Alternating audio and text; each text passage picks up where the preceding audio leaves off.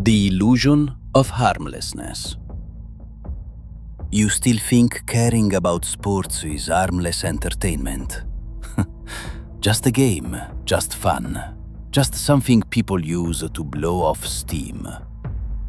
That belief is naive, because what looks like passion from the outside is a sophisticated psychological transfer. A quiet transaction where attention, identity, emotional regulation, and aggression are handed over without resistance. A massive, coordinated outsourcing of the self that most people never notice because it feels voluntary.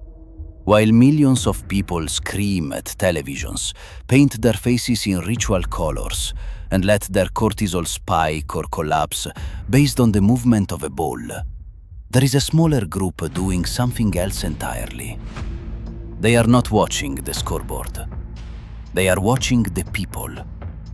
And what they see is not entertainment. It is behavioral conditioning at scale. It is a repetition. It is ritual. It is emotional synchronization. It is one of the most efficient systems ever created for capturing attention, diffusing frustration, and shaping identity without direct force. Not caring about sports does not make you empty. It does not make you boring. It does not mean you lack passion. It means your brain has a functional firewall. It means you refused to rent out your nervous system to a corporation that does not know your name, does not care about your life, and would replace you instantly if you disappeared. Indifference in this context is not apathy. It is a refusal. The biology of the hive. For nearly all of human history, belonging meant survival. If the tribe accepted you, you ate. If the tribe protected you, you lived. If the tribe expelled you, you died. That pressure carved itself into the nervous system long before language, law, or morality. It produced a simple internal command structure. Seek the group, mirror the group, defend the group. Modern society removed the predators, but it did not remove the architecture. The ancient brain is still scanning for affiliation, still seeking something larger than the self to fuse with. Sports franchises understood this instinctively. They are not selling athletic excellence. They are not selling competition. They are selling identity fusion. The logo becomes a flag. The stadium becomes a gathering ground. The rival becomes an enemy. When a fan says, "We won," their brain is not using metaphor. The boundary between self and symbol has dissolved. Their nervous system experiences the outcome as personal. The same bonding chemistry that ties a parent to a child floods the system. Loyalty forms without consent. Aggression finds a socially approved target. Hatred becomes righteous. Belonging feels earned. The non-fan does not experience this surge. Their nervous system refuses the tribal hijack.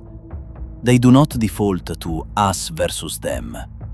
They do not inherit enemies they have never met. They do not confuse group membership with meaning. Their sense of self remains intact. In a world built on managed division, the person who cannot be recruited into a tribe is dangerous. Intermittent reinforcement.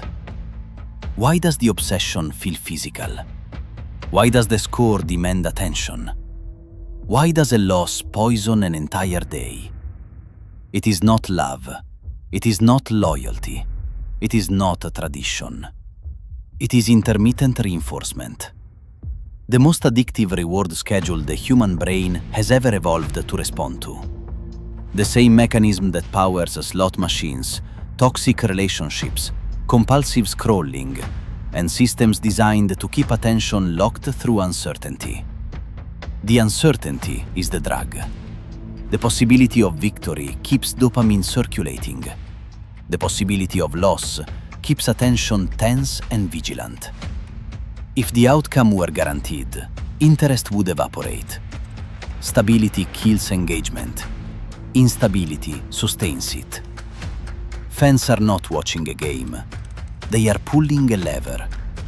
For hours at a time, they gamble their emotional stability on outcomes they do not control. Their mood at dinner, their patience with their children, their tone with their partner, their energy at work the next day. All outsourced to an external signal they have no influence over. The non-fan does not gamble with their nervous system. Their dopamine is tied to effort, progress, and agency.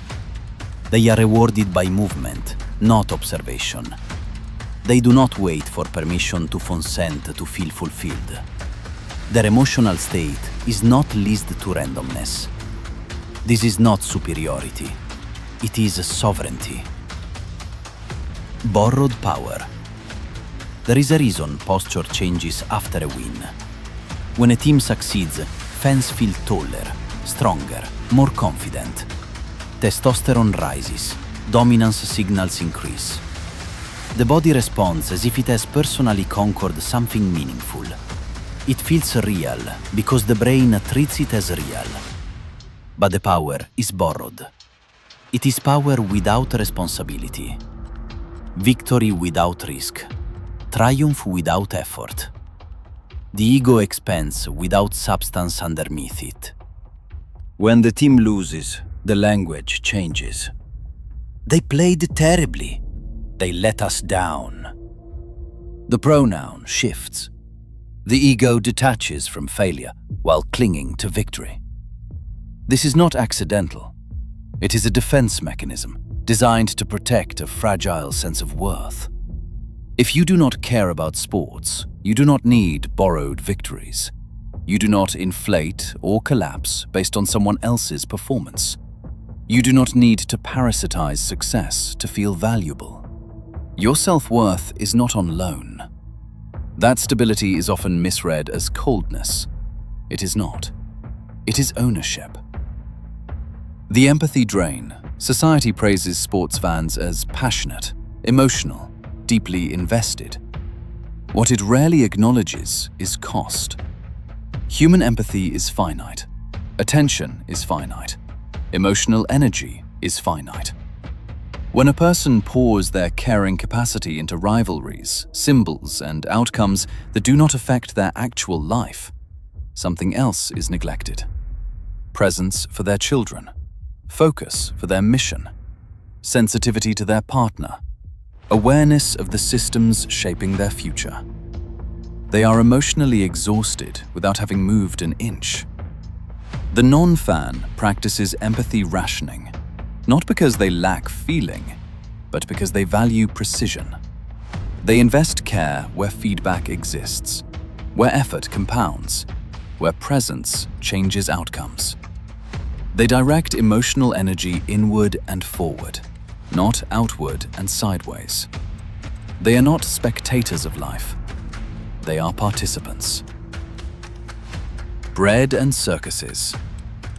There is a reason sports culture is amplified, protected, and endlessly broadcast. There is a reason it dominates news cycles, advertising budgets, and social conversation. The Romans understood this principle perfectly. Keep the population arguing about the arena, and they will not argue about the currency collapsing. Keep them emotionally invested in spectacle, and they will ignore the chains tightening quietly around their lives. Sports absorb aggression. They redirect frustration. They give people the illusion of struggle without risk, conflict without consequence, victory without change. The modern man no longer builds empires or revolts against systems that extract his labor and dilute his future. He screams at a screen. He releases the pressure. He returns to work the next morning pacified and depleted. Your indifference disrupts this cycle. By not participating, you keep your aggression. You keep your focus. You keep your hunger. While the masses are fed a diet of simulated victory, you remain unsatisfied. And hunger builds capacity. Social enforcement.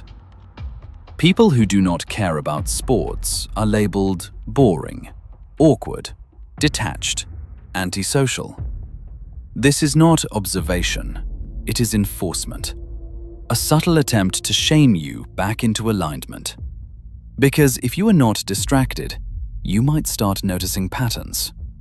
You might see how rivalries are manufactured, how loyalty is extracted, how identity is packaged, sold, and resold. You might notice how easily people are divided, how quickly emotion overrides reason, how predictable outrage has become. The indifferent mind is a sovereign mind, harder to steer, harder to program, harder to divide.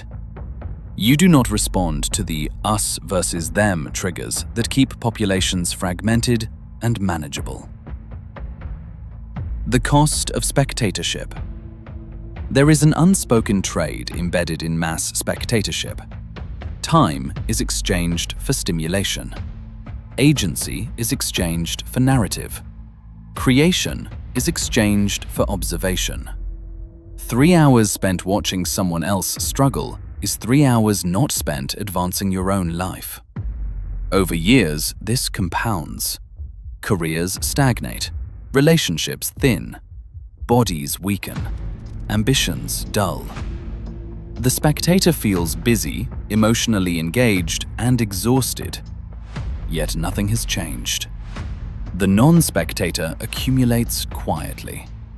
They build skills, they build leverage, they build optionality. They do not mistake motion on a screen for movement in their life. The final play. So when someone looks at you with confusion because you did not watch the game, do not feel out of place. You are not missing entertainment. You are avoiding a trap. You refused to outsource your identity. You refused to rent your nervous system. You refused to let your emotional state be dictated by a schedule designed for profit, not meaning. You chose agency over spectacle, presence over projection, creation over consumption. The masses watch the actors. The powerful watch the masses. The unprogrammable build quietly.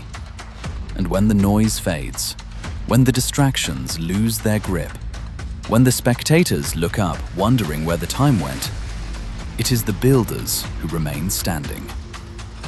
Choose accordingly. Subscribe for more.